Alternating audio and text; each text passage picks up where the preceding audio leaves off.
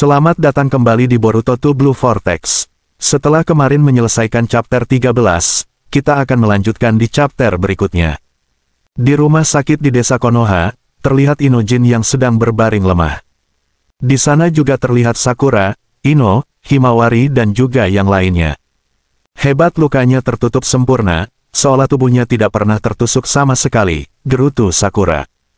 Kalau begitu apa dia sudah tidak apa-apa? Soalnya dia sama sekali tidak bereaksi. Apa kesadarannya bisa kembali? Tanya si Kadai.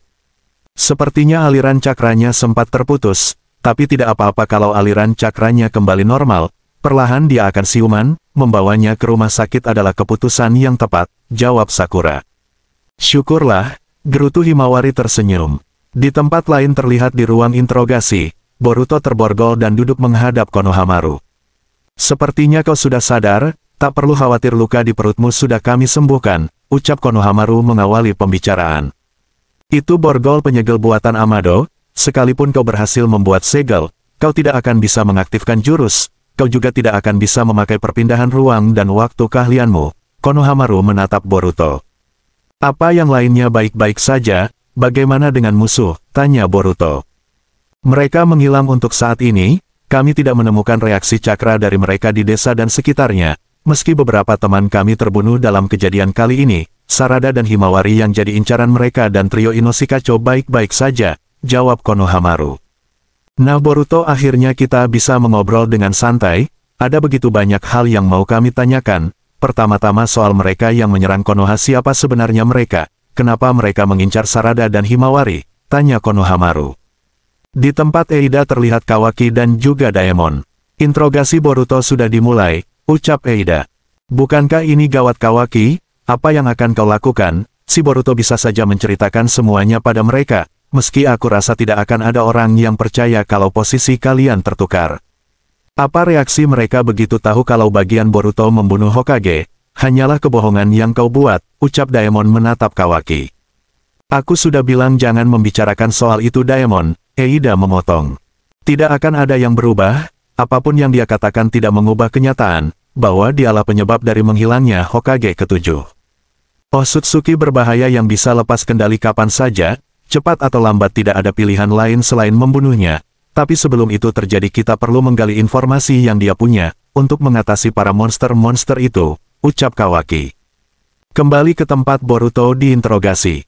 Pohon dewa yang punya ego, manusia pohon dewa, gerutu Konohamaru. Iya, mereka adalah refleksi dari cakra orang-orang yang dilahap Jubi dan menjadi pohon. Hidari yang kita lawan tadi menjadikan paman Sasuke sebagai modelnya. Aku juga sudah mengkonfirmasi ada musuh bernama Matsuri yang menjadikan guru Moegi sebagai modelnya. Berhati-hatilah guru Konohamaru, target yang ingin dilahap Matsuri adalah kau, jawab Boruto menjelaskan. Mendengar itu Konohamaru terkejut dan terdiam. Tujuan awal dari Jubi, yaitu melahap Otsutsuki menjadi pohon dewa, lalu menancapkan akarnya ke daratan, itu mereka lakukan untuk menyerap nyawa planet dan menghasilkan buah cakra. Mereka mengetahui hal itu secara naluri. Tapi sekarang mereka sudah mendapatkan akal, kita tak bisa menganggap mereka sekedar binatang buas yang hanya bertindak mengikuti naluri. Biasanya rasa ingin tahu yang tinggi menuntut perubahan emosi, dan pengetahuan baru berdasarkan pengalaman. Dengan kata lain, informasi kemungkinan yang mereka inginkan, saut Amado.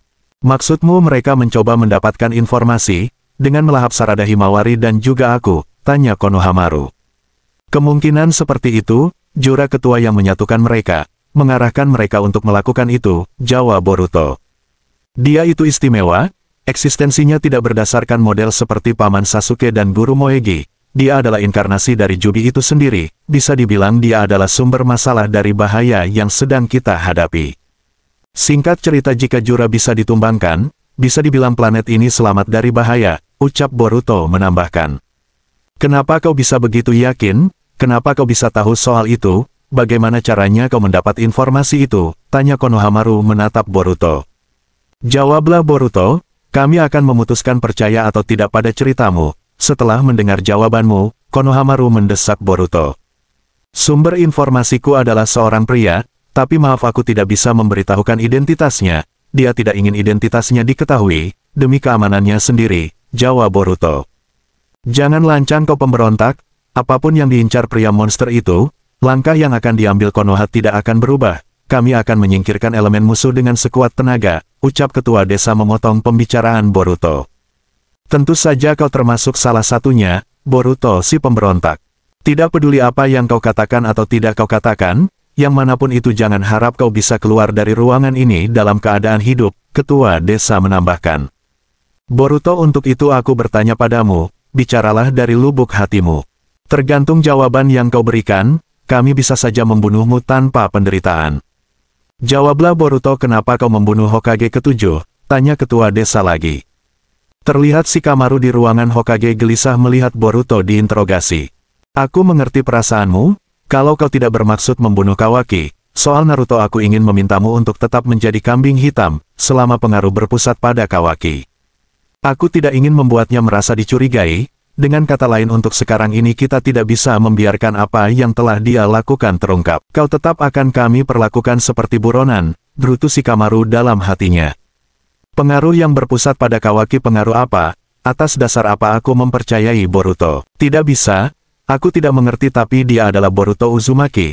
Entah bagaimana meski tanpa alasan jelas, aku ingat bahwa aku telah memutuskan untuk mempercayai hal itu. Dengan mempercayai asumsi itu, aku tahu kalau semuanya masuk akal. Boruto Uzumaki, aku tidak bisa membiarkannya mati di tempat seperti ini, gerutu Shikamaru dalam pikirannya. Aku tidak membunuhnya, Hokage ketujuh dan istrinya masih hidup, mereka baik-baik saja dan berada di tempat yang aman, jawab Boruto menatap tetua desa. Kupikir kau akan bicara apa, baik-baik saja di tempat yang aman, katakan di mana itu, kenapa dia harus bersembunyi, tanya tetua desa lagi. Di saat seperti ini pun kau masih membual, aku tidak tahu harus bilang apa lagi padamu, ucap ketua desa dengan menatap Boruto. Aku hanya bilang kalau aku tidak berniat membicarakannya dengan kalian, sama sekali tidak ada kebohongan dalam apa yang kukatakan, jawab Boruto. Bocah, kau begitu ingin mati menderita ya, ketua desa dengan penuh amarah. Tekadmu boleh juga, memang harus seperti itu, akhirnya kita bisa memulai interogasi yang sebenarnya Boruto, ucap salah satu ninja penjaga yang berada di ruangan itu dan mulai mendekati Boruto. Ino, ini aku Shikamaru, bagaimana kondisi Ino Jin, ucap Shikamaru melalui telepatinya. Iya, dia baik-baik saja, masih tidur sih tapi sudah stabil, sudahlah langsung aja ke topik utamanya, ini tentang Boruto kan, jawab Ino. Iya, situasinya gawat, seperti biasa aku ingin bicara dengan Boruto secara rahasia, tolong sambungkan komunikasi ini pada dia sekarang juga, ucap Shikamaru. Apa itu perintah sebagai Hokage? Aku sudah bilang kan, penggunaan Shindensin secara personal itu melanggar peraturan. Aku juga punya kewajiban untuk melaporkan isi dari setiap komunikasi yang terjadi. Bahkan dengan kita bicara seperti ini pun kita sudah melanggar 5 peraturan, jawab Ino. Aku sudah bilang kan ini misi super rahasia, hanya kau yang bisa melakukannya, ucap Shikamaru lagi. Aku ini khawatir padamu, kenapa kau sampai sebegitunya membantu Boruto? Aku sama sekali tidak paham, gerutu Ino dengan kesalnya. Ino, aku paham bahwa ini sulit dipercaya, tapi kumohon percayalah padaku, aku butuh bantuanmu, ini bukan perintah sebagai Hokage, melainkan permohonan sebagai seorang teman, ucap Shikamaru memohon agar menghubungkan ke Boruto. Dinginkan kepalamu Shikamaru, kita tidak boleh terus melanjutkan hal seperti ini, maaf tapi kali ini aku tidak bisa membantumu, jawab Ino menutup pembicaraan. Kembali ke Boruto yang sedang diinterogasi, salah satu ninja penjaga pun berbicara. Kalau benar Hokage ketujuh baik-baik saja, cepat katakan di mana dia. Kalau kau tidak bisa mengatakannya tentu saja alasanmu tidak dapat diterima, kau hanya akan mati dengan dicap sebagai pemberontak pembunuh Hokage, ninja penjaga sambil memegang kepala Boruto dan langsung membenturkannya ke meja. Dengar ya Boruto, selama 3 tahun ini aku sudah gatal ingin menghajarmu, yang sudah membunuh Naruto, ucap ninja penjaga dan langsung menghajar menggunakan tangannya, tidak berhenti sampai di situ pukulannya pun telak mengenai perut Boruto. Ekspresi yang bagus Boruto, tapi kira-kira sampai kapan kau bisa bertahan, ucapnya yang masih kesal kepada Boruto. Dikit cukup, percuma dia bukan orang yang akan membuka mulutnya hanya karena rasa sakit, teriak Shikamaru menghentikan ninja penjaga itu. Kita pakai racun, panggil Mitsuki, ucap Shikamaru agar Mitsuki dihadirkan di sana. Hokage ke-8 itu tidak bisa, Mitsuki sangat ingin membunuhnya, bisa-bisa dia langsung membunuhnya begitu melihat wajahnya, kalau sudah begitu bukan interogasi lagi namanya, teriak Konohamaru. Tidak masalah, biar aku yang bertanggung jawab, cepat panggil dia, jawab Shikamaru. Beralih ke Eida yang sedang bersama Kawaki dan juga Daemon. Sepertinya Boruto tidak berniat menceritakan pada mereka tentang apa yang Kawaki lakukan, ucap Eida menatap Kawaki. Kelihatannya dia berusaha melindungi posisimu di Konoha. Apa maksudnya itu? Kenapa dia berbuat begitu? Aku tidak paham dengan jalan pikirannya, saut Daemon. Kembali ke tempat di mana Boruto diinterogasi, terlihat Mitsuki sudah berada dengan Shikamaru. Kita adalah shinobi lalu ini adalah misi, kuasai perasaanmu lalu laksanakan tugasmu mengerti, ucap Shikamaru menatap Mitsuki. Kemudian Shikamaru menyelipkan 4 kode pembuka borgol ke dalam tangan Mitsuki. Mitsuki pun masuk ke dalam ruangan di mana Boruto sedang diinterogasi. Dengar ya Mitsuki, dia adalah saksi yang berharga, ada kemungkinan dia menyembunyikan informasi yang berharga bagi Konoha. Tujuan kita adalah menggali informasi itu, jangan sampai kau membunuhnya, ucap Konohamaru menatap Mitsuki. Oh Mitsuki, apa kau masih mencari mataharimu? Seperti orang bodoh, gerutu Boruto melirik Mitsuki. Tiba-tiba Mitsuki berubah mengeluarkan taringnya, dengan wajah penuh amarah. Kemudian dia langsung menyerang dan menyergap Boruto. Cuman itu yang ingin kau katakan? Dasar pemberontak tak tahu terima kasih, ucap Mitsuki yang masih mendekap Boruto. Kemudian ular kecil Kawaki keluar dan melilit tangan Boruto, lalu membuka kode rahasia yang memborgol tangan Boruto. Keributan di ruangan interogasi pun terjadi namun Boruto dapat melepaskan tangannya dengan bantuan ular Mitsuki.